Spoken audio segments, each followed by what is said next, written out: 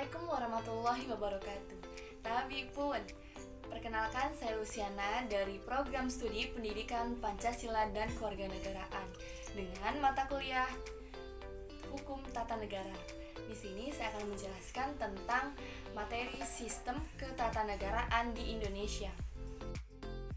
Yang pertama yaitu pengertian dari sistem ketatanegaraan, di mana sistem ketatanegaraan adalah segala sesuatu yang berkaitan dengan tata negara. Berdasarkan hukumnya, tata negara merupakan suatu kekuasaan sentral yang mengatur kehidupan bernegara, menyangkut sifat, bentuk negara, dan pemerintahannya, serta hak dan kewajiban para warga negara terhadap pemerintah atau sebaliknya. Sistem ketatanegaraan yang berlaku di Indonesia tidak terlepas dari ajaran Trias Politika yang dikemukakan oleh Montesquieu, di mana Trias Politika ini mengajarkan pemisahan kekuasaan ke dalam 3 bentuk, yaitu lembaga legislatif, eksekutif, dan yudikatif. Nah, di dalam pelaksanaannya, masing-masing kekuasaan tersebut diserahkan kepada suatu badan mandiri, artinya masing-masing badan tersebut satu sama lain tidak bisa saling mempengaruhi dan tidak bisa saling meminta pertanggungjawaban. Apabila ajaran Trias Politika ini diartikan sebagai pemisahan kekuasaan, maka ajaran tersebut sesuai dengan Undang-Undang Dasar 1945, di mana di dalam Undang-Undang Dasar 1945 itu terjadi pemisahan kekuasaan. Adapun 3 wewenang pada pemisahan kekuasaan tersebut, yaitu yang pertama, kekuasaan legislatif. Kekuasaan legislatif ini yaitu kekuasaan untuk membuat undang-undang. Pembuatan undang-undang ini juga harus diberikan kepada badan khusus yang memiliki hak.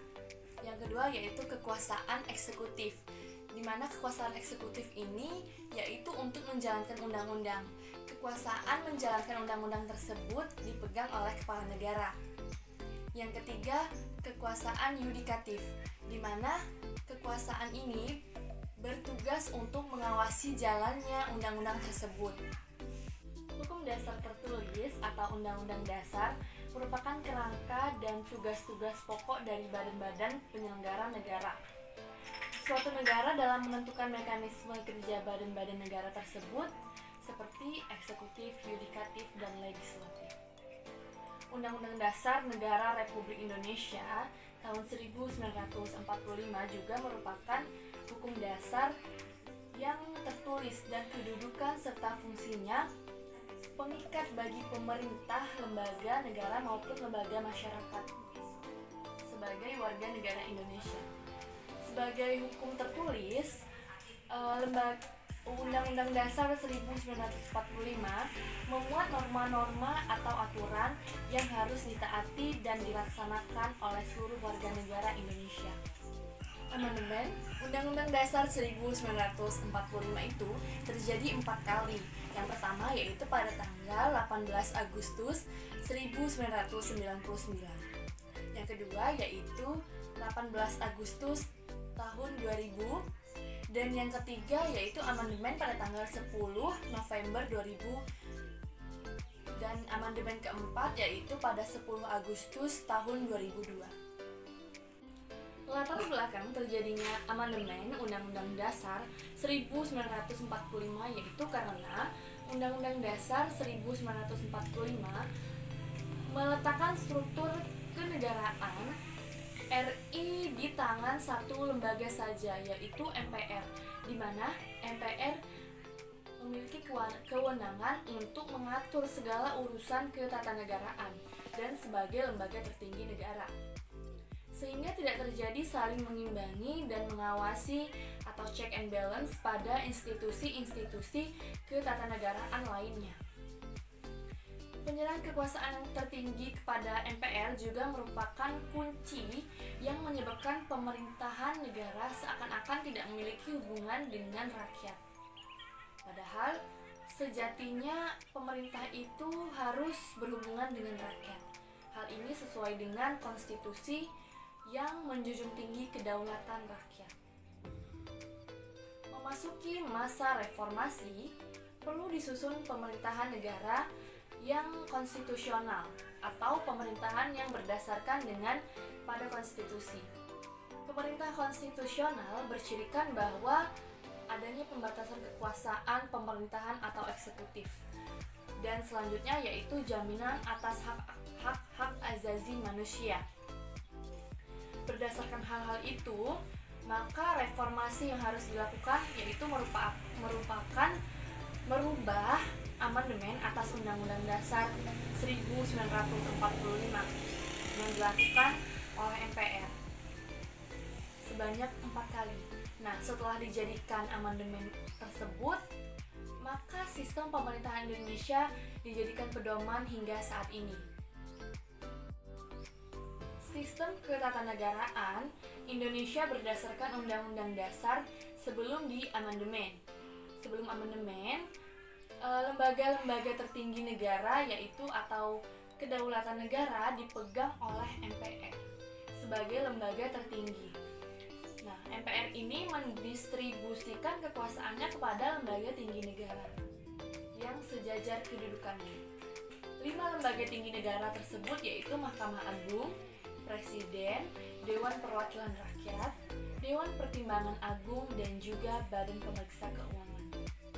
Tetapi tetap kekuasaan tertinggi itu berada di tangan MPR, di mana Presiden adalah penyelenggara pemerintahan negara yang tertinggi di bawah MPR. Presiden tidak bertanggung jawab kepada DPR.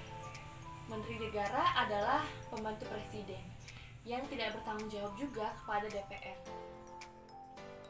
Nah, berdasarkan 7 kunci pokok sistem pemerintahan tersebut, yaitu Indonesia adalah negara yang berdasarkan hukum atau Rechtsstaat. Yang kedua, sistem konstitusional. Yang ketiga, kekuasaan negara yang tertinggi di tangan MPR. Yang keempat, Presiden adalah penyelenggara pemerintahan negara tertinggi di bawah MPR. Presiden tidak bertanggung jawab terhadap DPR. Dan yang keenam, Menteri Negara adalah pembantu Presiden. Menteri Negara juga tidak bertanggung jawab kepada DPR. Dan yang ketujuh, kekuasaan kepala negara tidak terbatas. Nah, berdasarkan 7 hal tersebut, maka pemerintahan Indonesia menganut sistem pemerintahan presidensial. Ciri dari pemerintahan pada masa itu adalah adanya kekuasaan yang amat sangat besar kepada lembaga kepresidenan. Hampir semua kewenangan presiden diatur menurut Undang-Undang Dasar 1945.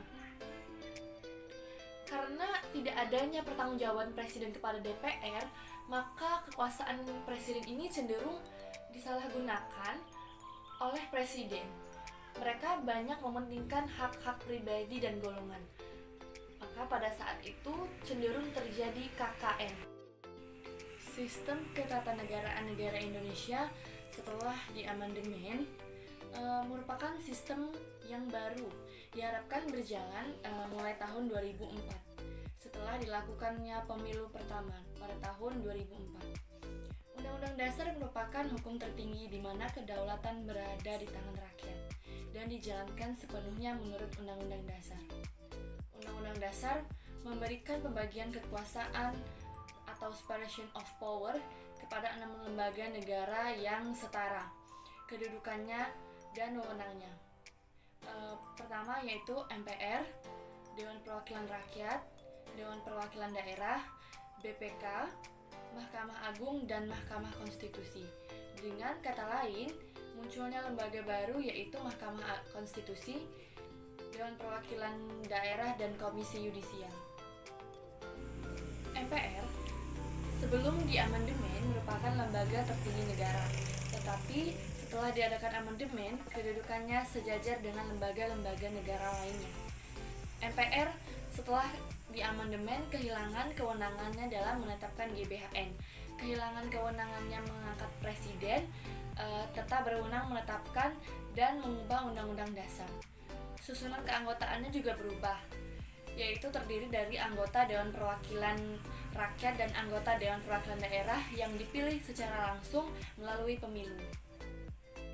DPR memiliki 3 fungsi kelembagaan, yaitu fungsi legislasi. Fungsi legislasi ini adalah fungsi DPR dalam pembuatan undang-undang. Kemudian yang kedua yaitu fungsi anggaran, di mana fungsi anggaran adalah fungsi DPR dalam menetapkan APBN. Dan yang terakhir yaitu fungsi pengawasan, di mana fungsi DPR di dalam pengawasan pemerintahan yang sesuai dengan undang-undang.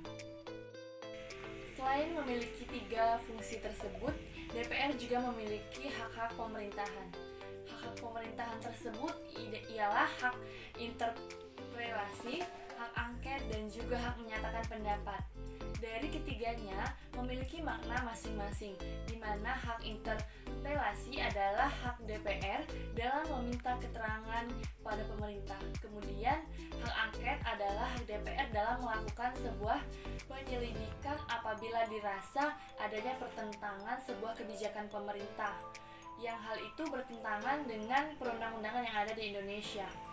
Dan hak yang terakhir yaitu hak mengajukan pendapat, di mana hak DPR dalam mengajukan pendapatnya sekaligus memberi masukan kepada kebijakan pemerintahan sebagai bentuk dari kelanjutan kedua hak yang telah disebutkan sebelumnya.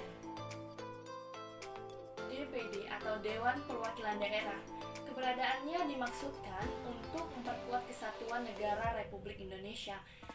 DPD ini anggotanya dipilih langsung oleh masyarakat di daerah pemilihan umum, mempunyai wewenang dalam mengajukan dan ikut membahas RUU yang berkaitan dengan otonomi daerah, hubungan pusat dan daerah, RUU lainnya yang berkaitan dengan kepentingan daerah. Dan Wakil Presiden merupakan lembaga negara yang termasuk dalam bagian lembaga eksekutif dan juga memiliki kekuasaan eksekutif.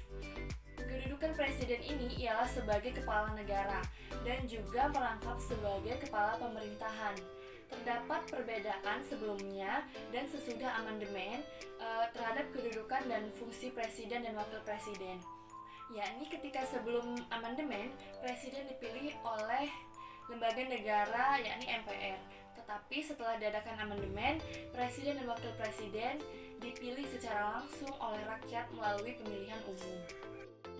Mahkamah Agung berbeda dengan Presiden dan Wakil Presiden yang termasuk ke dalam lembaga eksekutif. Mahkamah Agung ini termasuk ke dalam lembaga yudikatif, di mana mempunyai kekuasaan atau kewenangan dalam bidang kehakiman. Mahkamah Agung memegang posisi tingkatan tertinggi pada ketingkatan pengadilan. Dalam menjalankan tugas dan wewenangnya, Mahkamah Agung memiliki wewenang di dalam mengadili di tingkat kasasi. Kemudian, melakukan pengajuan perpu di bawah undang-undang. Kemudian, mengajukan sebanyak 3 kali orang anggota hakim konstitusi. Dan juga memberikan pertimbangan dalam pemberian gerasi dan juga rehabilitasi. Mahkamah Konstitusi atau MK, keberadaannya dimaksudkan sebagai penjaga pemurnian dari konstitusi. MK mempunyai kewenangan yaitu menguji undang-undang terhadap undang-undang dasar, memutus sengketa antar lembaga negara, memutus pembubaran partai politik, memutus sengketa hasil pemilu, dan memberikan putusan atas pendapat DPR mengenai dugaan pelanggaran oleh presiden dan atau wakil presiden menurut Undang-Undang Dasar. Komisi Yudisial atau KY, keberadaannya dimaksudkan untuk mengusulkan pengangkatan hakim agung dan mempunyai wewenang lainnya dalam rangka menjaga dan menegakkan kehormatan, keluhuran martabat, serta perilaku hakim. Komisi Yudisial merupakan lembaga negara yang bersifat mandiri. Dalam pelaksanaan wewenangnya, bebas dari campur tangan atau pengaruh lembaga lainnya. Komisi Yudisial bertanggung jawab kepada publik melalui DPR dengan cara menerbitkan laporan tahunan dan membuka akses informasi secara lengkap dan akurat. BPK atau Badan Pemeriksa Keuangan memiliki peran dalam melakukan pengelolaan dan juga mempertanggungjawabkan keuangan dalam sebuah negara. Badan ini merupakan badan yang bebas dan mandiri. Dalam melakukan tugasnya, badan ini akan memberikan hasil pemeriksaannya kepada DPR, DPD, dan DPRD berdasarkan kewenangannya. Demikian materi yang dapat saya sampaikan mengenai sistem ketatanegaraan di Indonesia. Apabila ada kesalahan dan kekurangan, saya mohon maaf. Saya akhiri, wassalamualaikum warahmatullahi wabarakatuh.